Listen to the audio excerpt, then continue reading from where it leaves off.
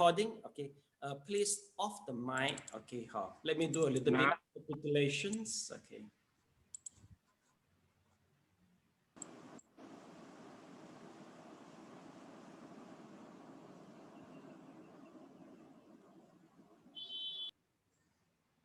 So let's take a look. We are in the chapter 4, 3 vehicle.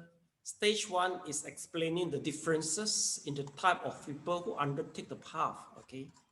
Then in stage 2 is explaining the elements that make up this path. And stage 3 defining the noble truth of the path to cessation as embodied by the 3 training and noble eightfold path. All right. Then class, basically we are already in the noble eightfold path, and the first 5 of the eight path we are in the right view. All right, and in the right view we repeat the paticca samuppada. Okay, so let's take a look. Okay, let's see. Well, according to our progress, I think we are able to, maybe we are able to finish the right view today, maybe, but it is quite a big area. Okay, then let's take a look. See what is our previous lesson. Okay, well, basically in our previous lessons,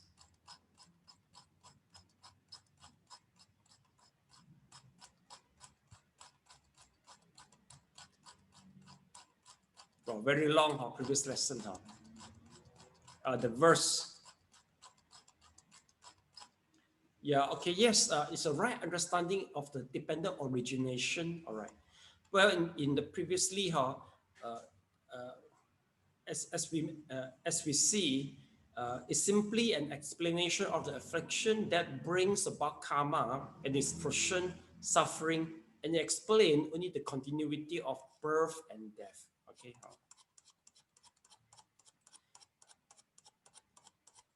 So besides it, we know that, okay, ignorance causes the action, action causes the consciousness. So that is the first 2 elements. Okay, these causes and condition also exist and appeared.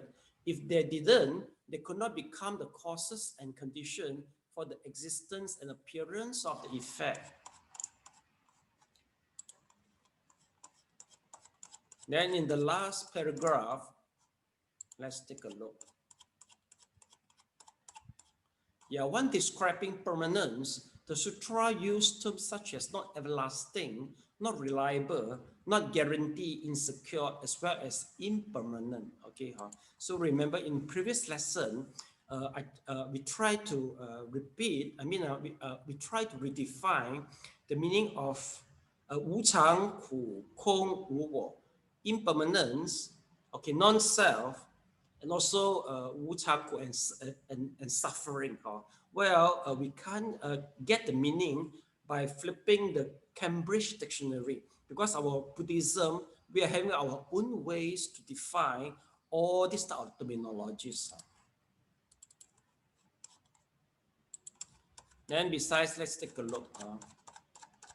Well, this verse is widely explained. Then we talk about conventional means that a thing has an established existence that arises and exists dependent upon causes and condition. Okay.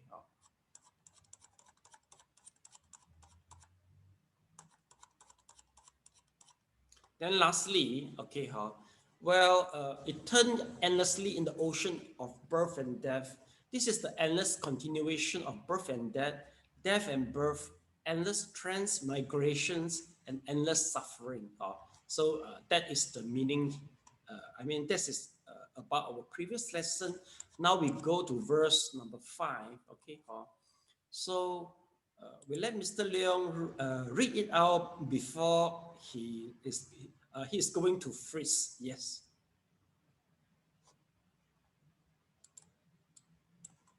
Oh, he freezes again. Okay.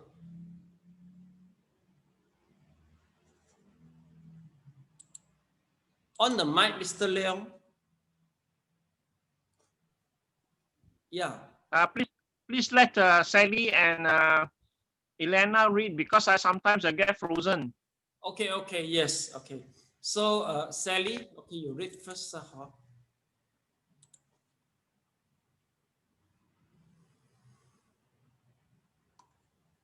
On the mic, please, Sally. Okay, 95. When this does not exist, that does not exist. When this ceases, that ceases. The empty and calm nature of dependent origination has an even more profound meaning. Birth and death, impermanent and without self, come from affliction, which causes karma, from karma, which causes suffering, and from this resultant suffering, give rise to karma of confusion. Is this birth and death of dependent origination going to continue forever? No.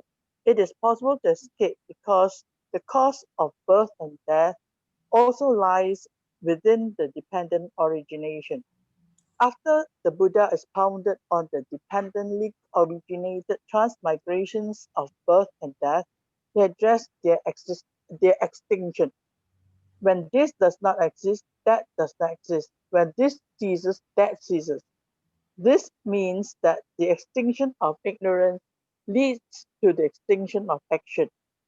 The extinction of action leads to the extinction of consciousness, and so forth down to the extinction of of pure great suffering. Because of causes and conditions, dependently originated things exist. All that relies through conditions will not remain permanently unchanged. What exists, what exists will become non-existent. That which has arisen will eventually become completely extinct. Okay, thank you so much. Okay.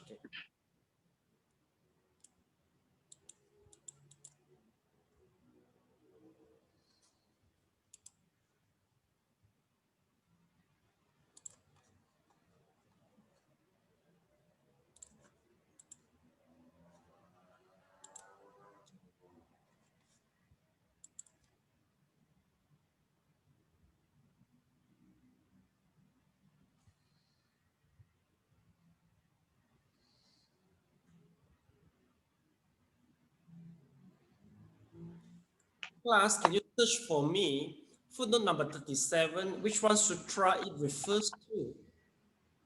IBID. Oh, okay, the above lah. So what is the above one? SA. SA. Mm. Okay, Samyutta Agama lah.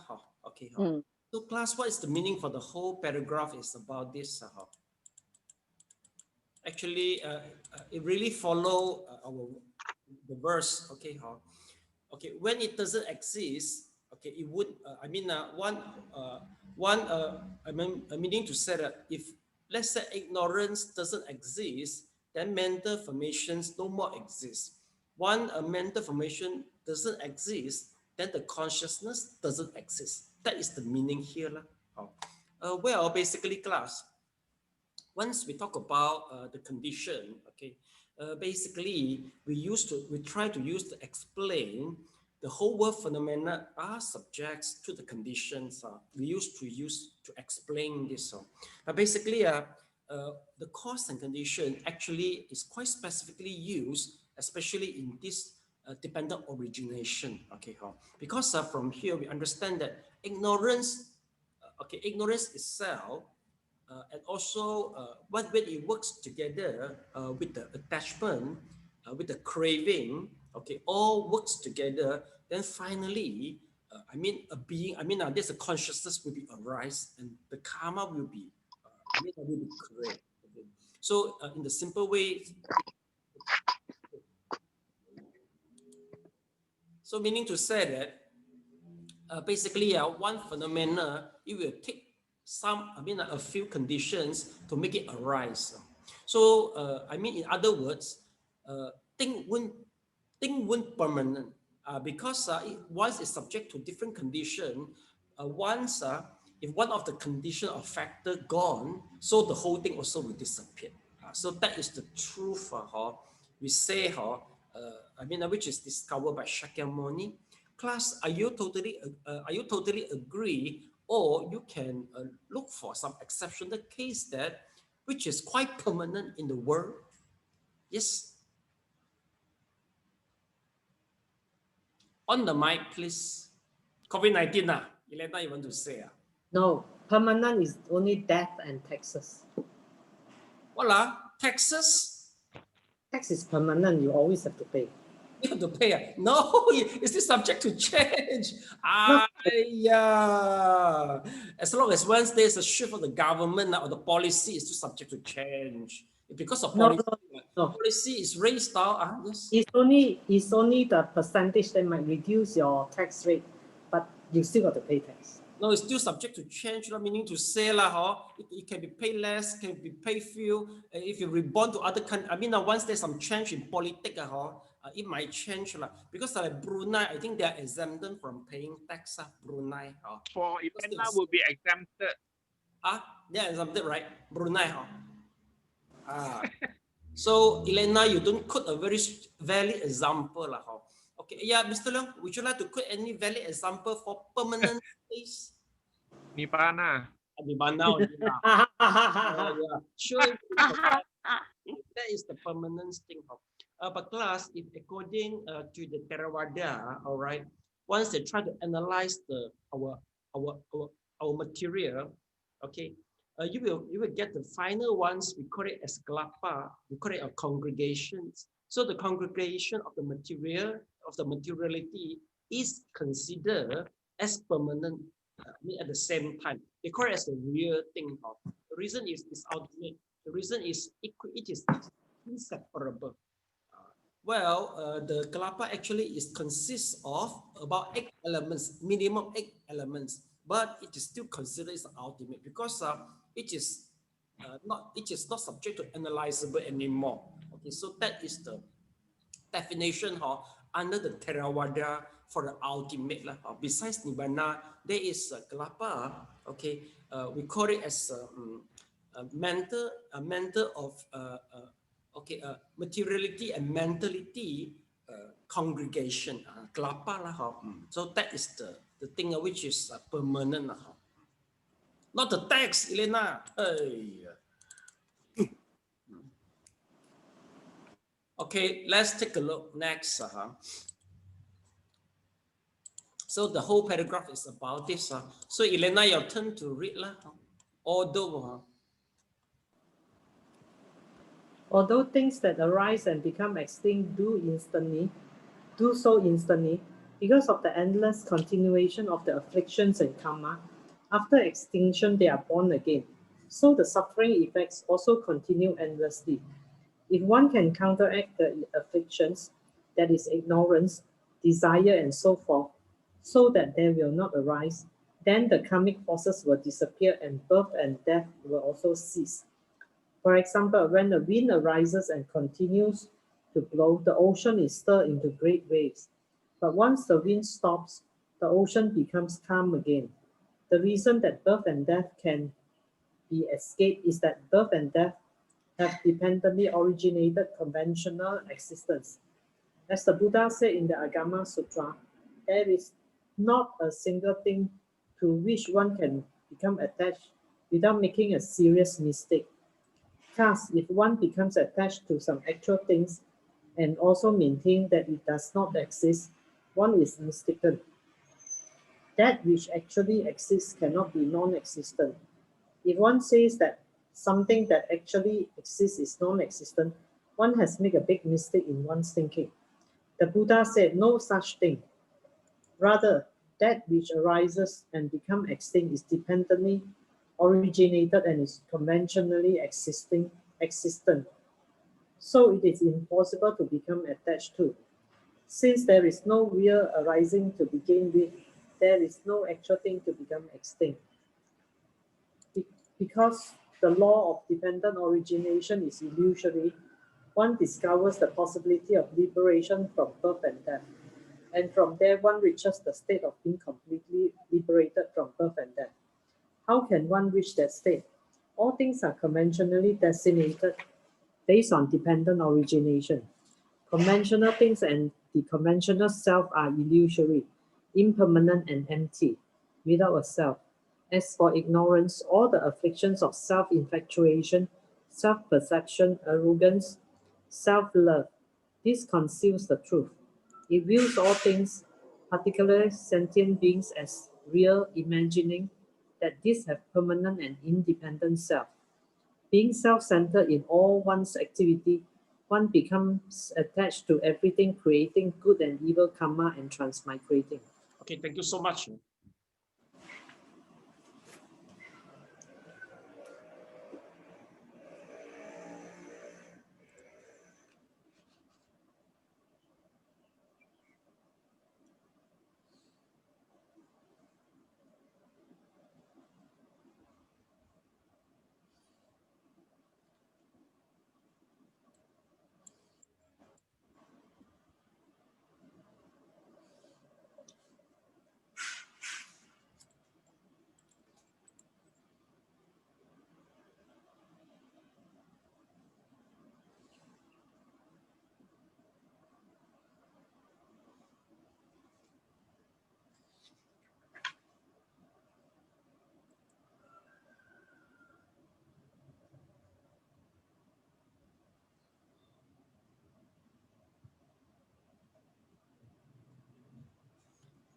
Okay, class, basically, let's take a look. The author is quite good in writing. All the gist actually is in the conclusion. Let's take a look. You see, basically, particularly sentient being, well, basically, we are living in a conventional truth. Oh, you haven't finished? Mrs. Lau, finish? Finish. Okay. Well, basically, once there is an illusion, okay, we are living in a conventional truth, okay? We are in the illusion. But the thing is, we don't feel it is illusion. The reason is due to our ignorance, okay? Once we are ignorant, there will be the wrong perception of the self. Once there is a self, then the whole thing will be created, okay? In some school, they were mentioned this way. Well, this is quite similar with some Hinduism of the philosophy.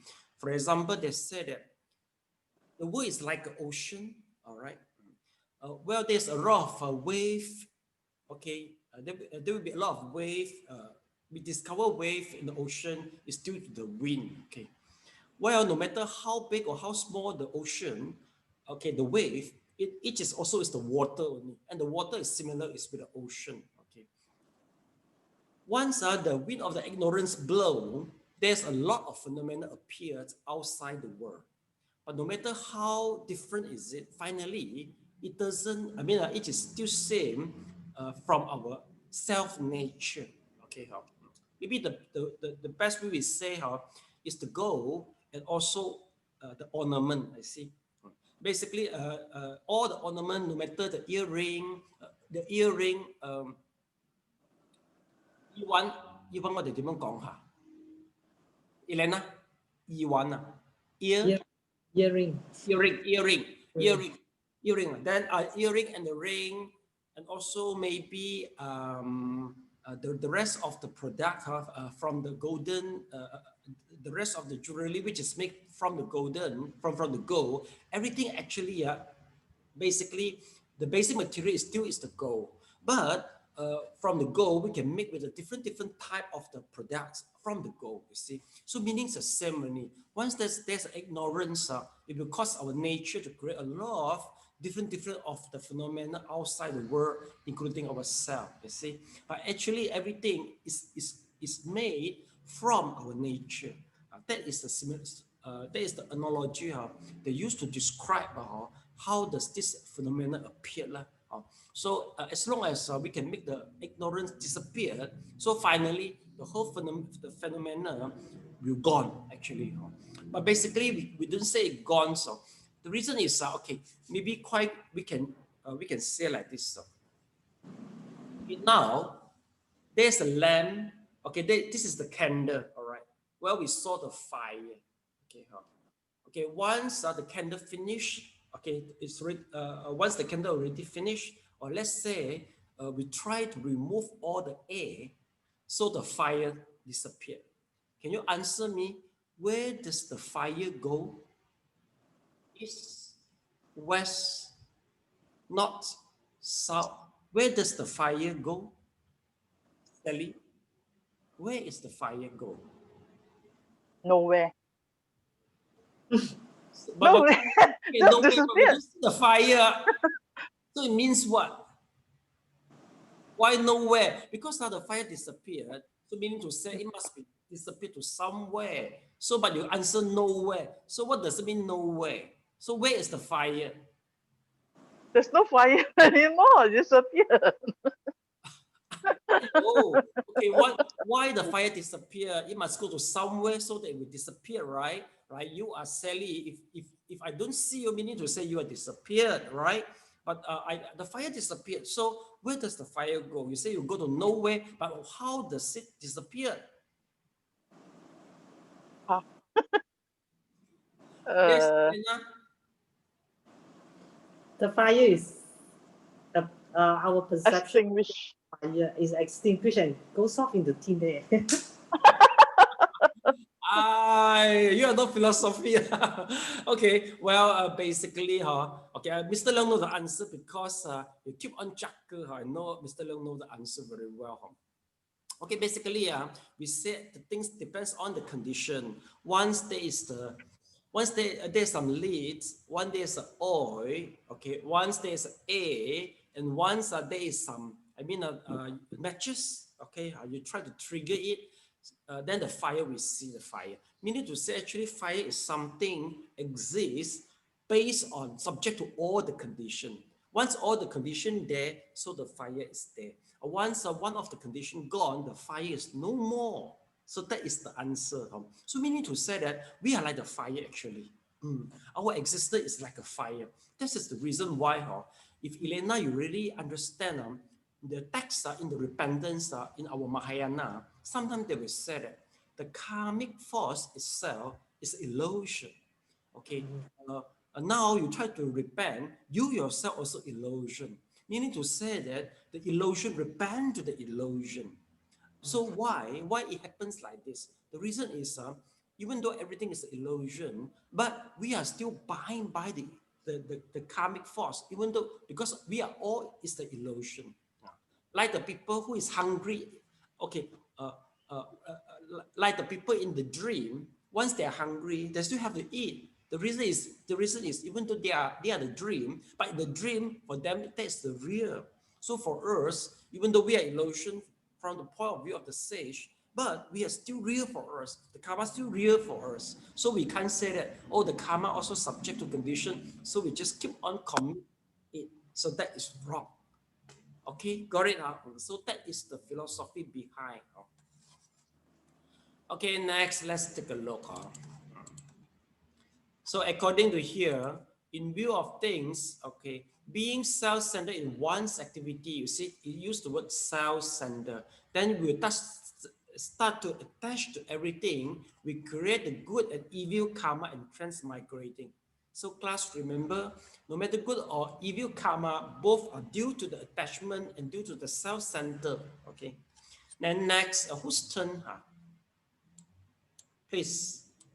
Mr. Leong asked them to read first. See what happened. Ask Sally. No lah, you read first, Mr. Leong. So far, you're okay. Okay. Yeah, Mr. Leong, please. Yes. If one truly contemplates dependent origination and understands that everything is impermanent and without a self, then one's confused. Self-centered attachment will lose its object. Afflictions will not arise. Afflictions are also engendered and become extinct in accordance with the law of dependent origination. And birth and death will cease. That is why the Buddha said, those who think of impermanence can establish the thought of the non-existence of the self. Holy disciples who hold the thought of the non-existence of the self and who keep the mind far from arrogance smoothly attain nirvana. If one truly contemplates impermanence and the non-existence of the self, leaves afflictions behind, and becomes liberated from birth and death, one attains nirvana. What actually is nirvana? This is a very profound question. For Ananda's benefit, the Buddha expound both the conditioned dharmas, which rely on dependent origination, and the unconditioned dharmas, which rely on the extinction of dependent origination. The latter are said to have an even more profound meaning. What is profound? The Buddha asked, and the so-called conditioned dependent origination.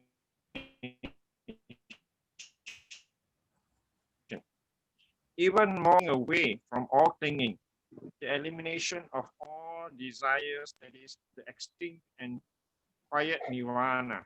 Yes, class, check for me what is the footnote lah? 40. IBID. Oh, it mean 40 is SA. Oh, it's still SA. Yeah. 40 is SA. So class, take a look, meaning to say that SA Samyutta Agama always is the, I mean, this sutra is always used by the author.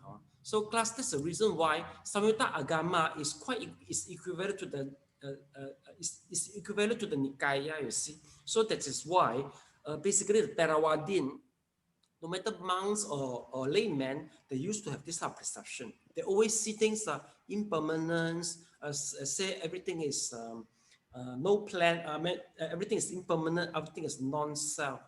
But class, you have to be careful. Basically, once we talk about the non-self and impermanence, you might wrongly apply it to context. Okay. For example, sometimes people they prefer not to do any planning. So once you ask what is your plan, so they say, oh, sorry, everything is impermanent, so no plans. Yeah, actually they don't prefer planning. So everything they say, oh, this is anicca, this is dukkha, this is anatta. So they apply in the wrong place. Then secondly, basically, if you overemphasize the non-self impermanence, sometimes it will bring, it will lead to the perception that you are very pessimistic.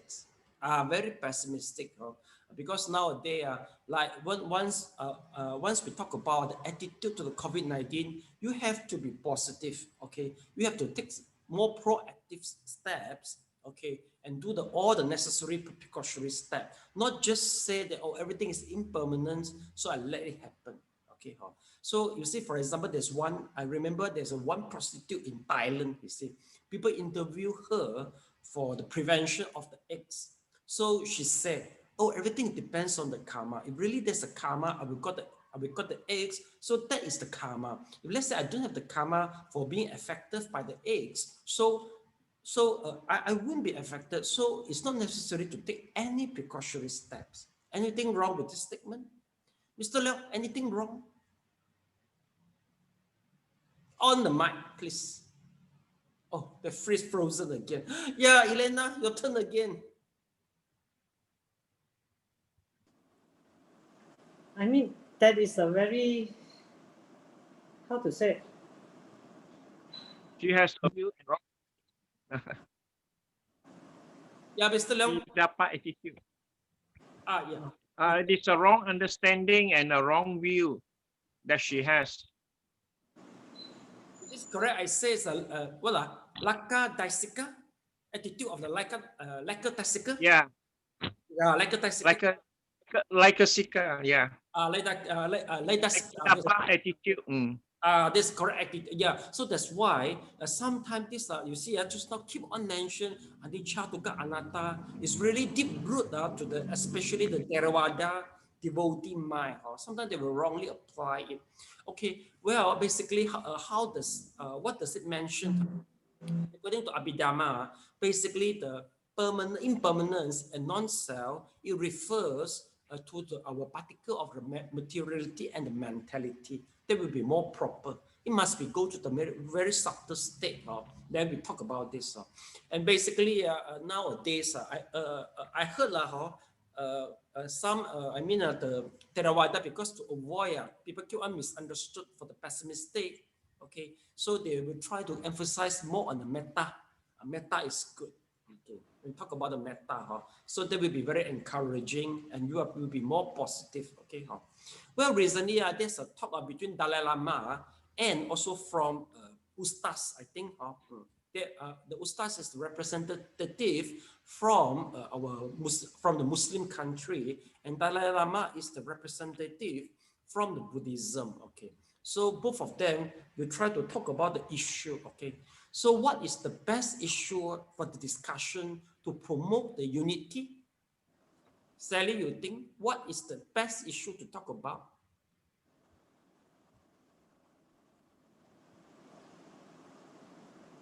Yeah, Mr. Liang, what is the issue? Please. Loving kindness and compassion. Yeah, this is correct.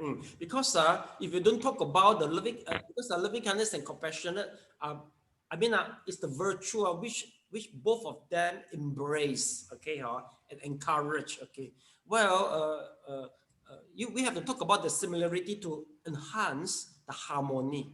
So this is the reason why, if you want to encourage, if you wish that the organization split, just think more and talk more the differences. It will create more war between of them. Okay. Once we talk about the similarity, it will encourage the unity. So it happens again. It happens also in the Theravada. So let's take a look. See.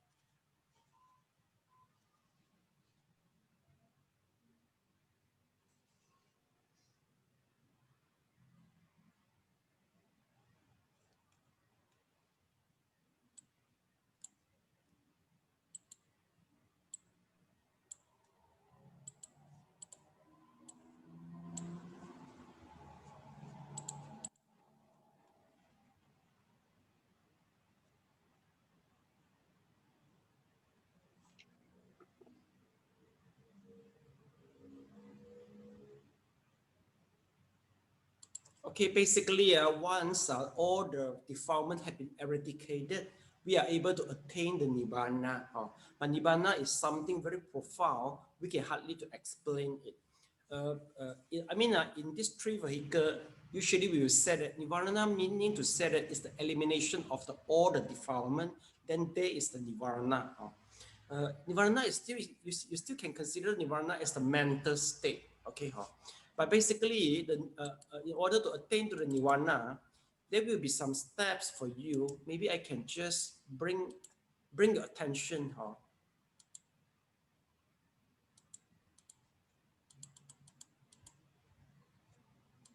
Okay, class, let's take a look. Just take a look to the Pali words. Okay, here is a Lokutara Apana Jawana Viti. Lokutara means a supramandate. Okay, this is the supramandate for the Jawana. Okay, then let's take a look. MG. MG mean is what? It mean the Maga. PH means the Pala. So this is all the zero. Okay. They got so many round ball here. Each ball represent our consciousness. Okay, so this is the Maga. This is the Pala. So before we experience the Maga and Pala, we will experience a series of the consciousness, and this is the consciousness we're going to see. All right. Well, this is the consciousness. Basically, we call it as a Vipassana, and they are the sensuous consciousness. Okay, this is the sensuous consciousness. So it's a favorable consciousness. The favorable consciousness, they are the consciousness we use to observe the anicca, dukkha, anatta of our materiality and mentality. Class, always remember, once we talk about, we try to observe the things impermanence, we observe our mentality and the materiality. By observation, the anicca, dukkha, anatta of the television, the fans, the car, or even a muyahidin, we won't attain any nibbana. You have to observe the anicca, dukkha, anatta from yourself, then you can attain the nibbana. Once you try to observe it, and the vipassana must be mature in order to attain the nibbana. So here we will see that is the process. Once once it gets mature, then the magga and phala will arise. Magga and phala, the target for the magga and phala are nibbana. So that is the meaning for this lokutara apana jawana vitti. So I think we will go through it in details once we study Abhidhamma. Because in way to Buddhahood, basically it goes very general. They say, oh, attain nibbana. The way I see maybe Elena and also Mr. Leong, you are quite particular to details, so you hope to understand more detail. That's the detail I can provide to you. If through really meditation, if you go through the real meditation, that is what their experience. Just what I mentioned theoretically. Okay, next, let's take a look.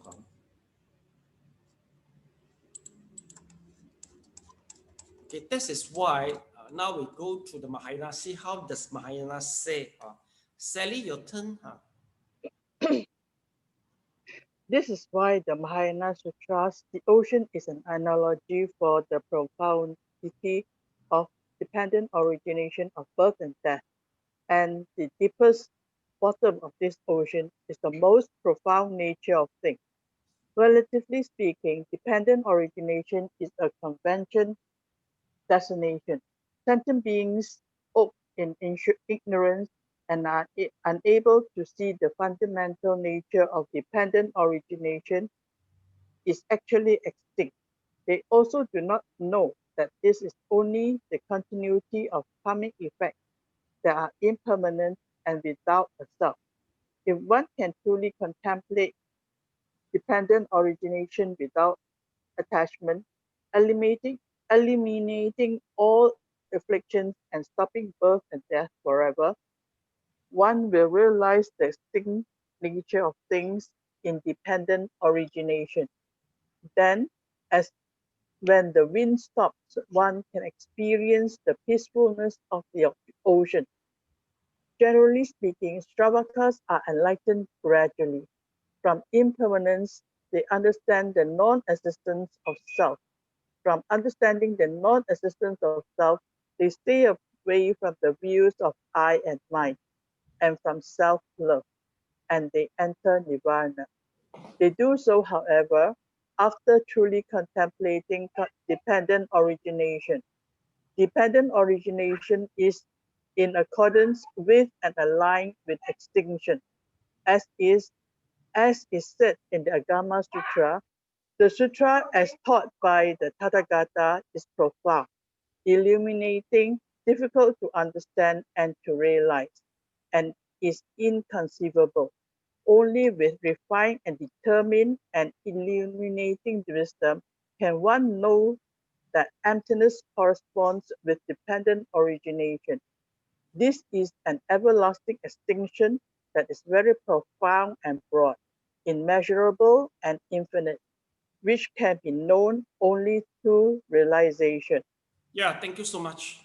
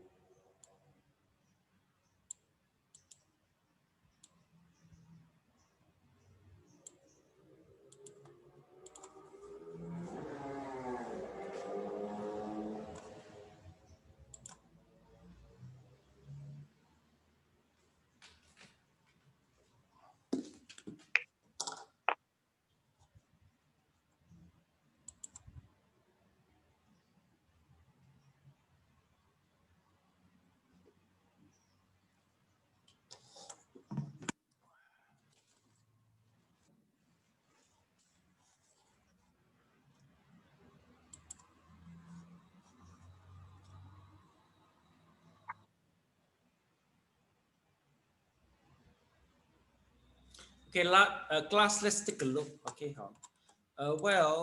basically, for this paragraph, actually we already discussed. Okay, class, I don't know whether you realize or not. Basically, there's some facts keep on repeating. I mean, for this a few paragraph. I don't know whether you realize or not. It's about anicca, dukkha, anatta, and always talk about the relationship between three of them, and also three of them, the relationship three of them with the paticca samuppada. Okay, then we talk about the nibbana. So the relationship is very closely related, and it keep on repeating. And from here, he said that there's a self appeared. Okay, so that is the gist only. I mean, for the few paragraph, it keep on mention and keep on mention about this. Now let's take a look. You see, according here, he say relatively speaking, dependent origination also is a convention destination. Okay, from here, according here, as when the wind stop blow, one can experience the peaceful of the ocean. That is the nibbana. Okay, so for Sravasca, it used to, I mean, a few keywords here: impermanence, non-self. Okay, once no I and mind, then you experience the nibbana. So finally, they said that is the real meaning, okay, for the nibbana, and which is immeasurable, infinite, broad, and profound, and only could be realized. I mean, it could be known only through the realization. Basically, yes. Once we can hardly describe certain thing, so we will tell people that you can only know it through realization. That's the easiest way. But basically, that's true that like the jhana, like the nibbana, we can hardly realize it. We can hardly know it. Basically, the only thing we can try to make people understand is the analogy. So in order to let people understand the jhana or the nirvana, we will say that, like just not the example, where does the fire gone? Actually, fire go nowhere. It's just because all the condition gone. So same, once all the condition gone, there will be nibbana. No such thing as a human being, no such thing as a world. We will use the analogy to make people understand. Okay, once we talk about nibbana, there's the everlasting, there's the profound. It is possible that the nibbana, you will go start back from the nibbana. It is possible. Okay, will you retrogress from nirvana or not? Meaning to say, once you attain Buddha, then you become the Bodhisattva again. It is possible. Okay, you all disagree. Yeah, Elena, why you keep silence? You disagree with their disagree? I agree with what they agree. You agree with what they agree, Okay. Yeah. Well, Agree in silence. you agree with silence. Silence is acceptance. Silence is acceptance. Silence only can be unacceptance. Okay, well, basically, I don't know whether you realize or not. If you go through a sutra, okay, we call it 1,000 hand, 1,000 eyes, Tarani. This is the sutra which is the, it is the source where the Great Compassionate Mantra come. Okay, well, according to the sutra, it said that there is one Bodhisattva, no, there's the one Buddha. The name is the Zhen Fa Ming Ru Lai. Okay, Zhen Fa meaning to say the real Dharma, a real Dharma enlightened Tathagata. He is so compassionate, and he downgrade himself to become the Bodhisattva, which is Guanyin. So actually, yeah, you see, now how come you all agree again? Just now you say disagree, now you agree again. You see, so that is something so funny. I mean, it happened in our text itself, you see. But anyway, this text is because there's a mantra. That you can see the mantra elements. So we believe the sutra, this sutra, might be origin is about, if you talk about the dates, maybe it's about, it is formed, maybe about 7 centuries. Okay, it's quite far away from Buddha time. Of course, why? Because once the sutra keep on develop, sometimes some external elements can mix inside. It could be good, it could be bad. So we have to really differentiate it. We couldn't just accept whatever from the sutra, just fully accept it. Cannot. Sometimes you have to be skeptical.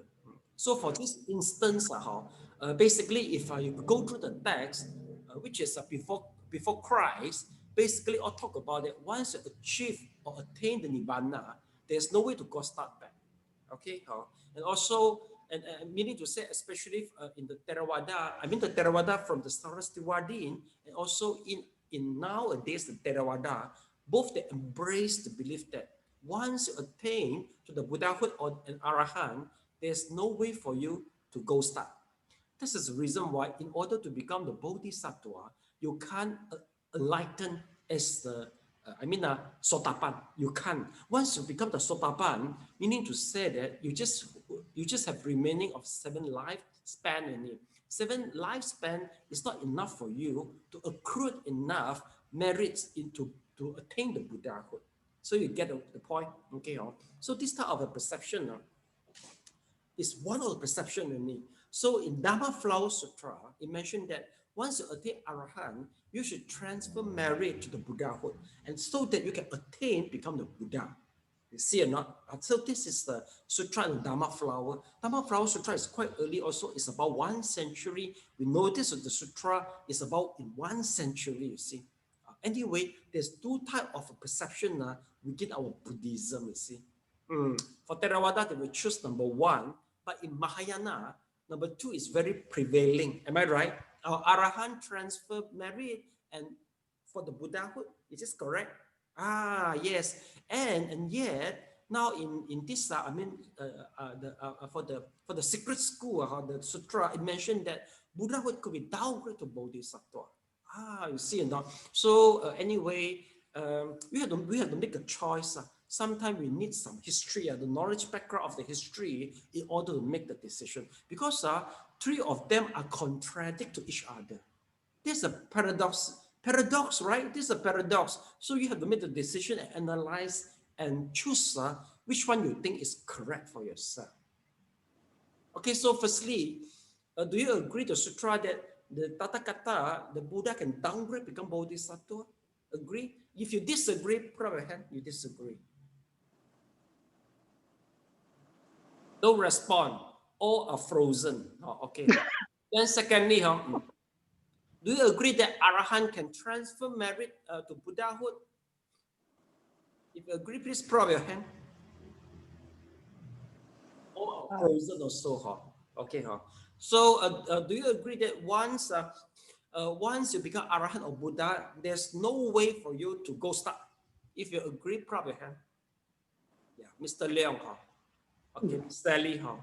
So Elena is still disagree with all you disagree. Okay. Never mind. Give you some time to think. So class, basically, I tell you all which is available in the text, original text. So just up to you to make the decision. There's no conclusion. It is inconclusive even after hot debate or controversy. It's really a controversy issue and no conclusion. Okay. So I'll have to let you all know. Yeah, Elena, why you just keep silent and disagree with what they are disagree? Why? No, because I'm thinking that even though you are Arahant or whatever, say you don't cultivate and you do not further advance yourself, I kind of have a feeling you will also be downgraded in time to come. No, it won't. Once you reach Arahant, basically, if you reach the Sotapan, the first stage Arahantship, then you only have seven lifespan only. No matter how lazy you are, after 7 life, you will attain Arahantship. Arahant meaning to say that the Nibbana, the experience of Nibbana is equivalent to Buddha. You no more come back anymore. From the text, Vinaya text, they wouldn't be retrogressed. So meaning to say that in Theravada, they will say that no matter how lazy you are, you must attain at least Sotapan, because you will be very safe. There's no chance for you even to be born to the 3 woeful state. Because the karma to the woeful state all have been eradicated. If without the karma, you cannot go there, you see. Well, the Bodhisattva are able to go to 3 woeful states is due to their vow and also due to their psychic. And then they are able to go down to the woeful state. Basically, we can't go there. Okay?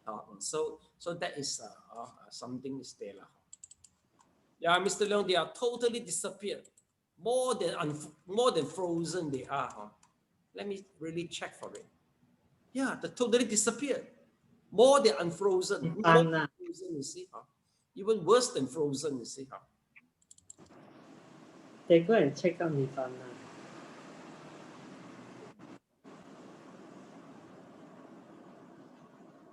Okay, we got the last paragraph. We try to finish it, make it neat and tidy.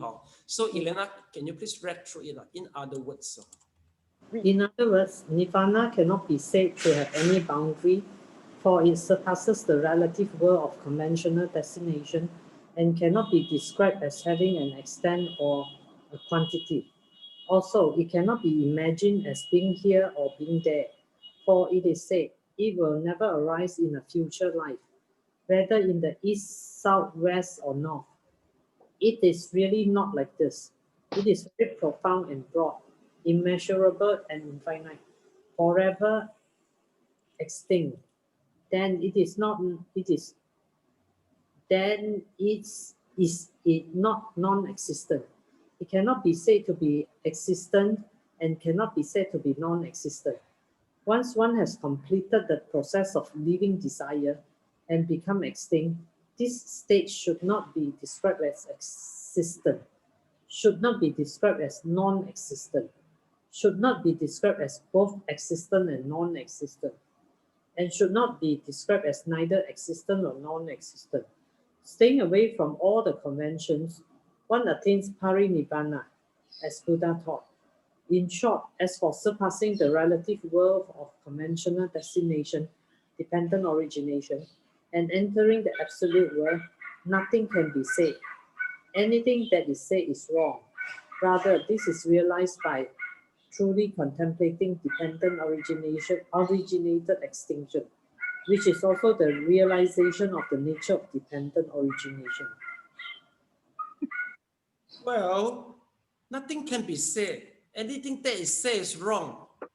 I said anything. You mean to say I'm wrong all the time? Yeah.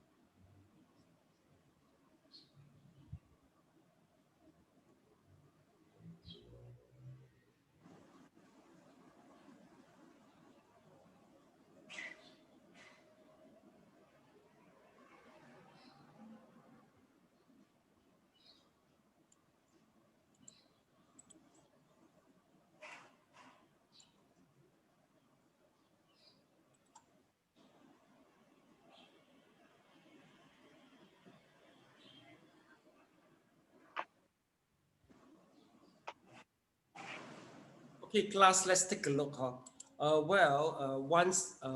Why the statement come out that you can't say anything? Whatever you say is wrong. The reason is once you attain the Nibbana, you are in the absolute truth. Basically, the absolute truth, there's no more language. There's no more language, okay? It's just like the moon, you see. If let's say we try to describe the moon, no matter how you describe the moon, sure you can't fully describe it, because no matter how beautiful the language you use, the language itself is not the moon. See or not? Okay, but anyway, we still have to describe it, because if we don't point out the moon, nobody know where the moon is. You see or not? Even though it exists in a non-existing way, but you have to let people know. So meaning to say the language is still necessary. So you get what I mean? Okay. So sometimes this type of text is very confusing, you see or not? And basically, sometimes if you're naughty, you can always play the words with the people. But anyway, I mean, it used to incur the quarrel, and also, I mean, it's easy to trigger the quarrel, you know, because once you try to discuss, because Nibbana itself you cannot discuss it, but you have to talk about this. The reason is, if you don't talk, you don't know. But the more you talk, the more you don't know, and that it's always contradict by itself. Understand or not? Okay, not just the Nibbana, even though the jhana itself. You see, according to the text, remember, you can't find the direction for the Nibbana, north, east, and west. Even it's nothing, it is nothing, it is not nothing, and it is neither nothing or no nothing, something like that, you see. What is it about? So finally, it's a no conclusion. Well, basically, in Buddha time, if you go to ask this type of question, Buddha will answer in this way. Okay, he say, you are like, how to say, okay, there's one people go to the jungle and he do the hunting, but accidentally he had been hurt by an arrow. Okay, by an arrow. Okay, once the people hurt by the arrow, they should look for the doctor and try to pull the arrow and put the medicine. But for you, if you keep on asking, what's the Nibbana? What does the Nibbana go? Where does the Nibbana come? You just like keep on asking, what matter? I mean, the arrow is made from what matter? Is this from iron? Is this from gold? How about the feather? Is this made from the pigeon? Is this made from the peacock? Well, the more question you ask, the further. I mean, the more. The worse is your wound, is it not? The more question you ask is not helpful to heal your wound. In order to heal your wound, you should do the sila, samadhi, and wisdom. It's the same only. If people keep on talking all this, you can use this analogy to make him shut up. You get what I mean? Okay. But anyway, I have to let you know because sometimes in Buddhism texts, they really discuss about this, you know, especially after the Nikaya, you see, they just discuss, they go to discuss the topic of which Shakyamuni doesn't discuss, you know. They just keep on discussing. So some is really nonsense. So you have to really know which one you should focus and which you shouldn't focus on. So for me, I never talk about this. What non-existent, neither existent, neither no existent, nor non-existent, neither nor non-existent. All this I don't like to talk about this. It's just like the what? It's just like playful to the language, okay. Okay, so I think.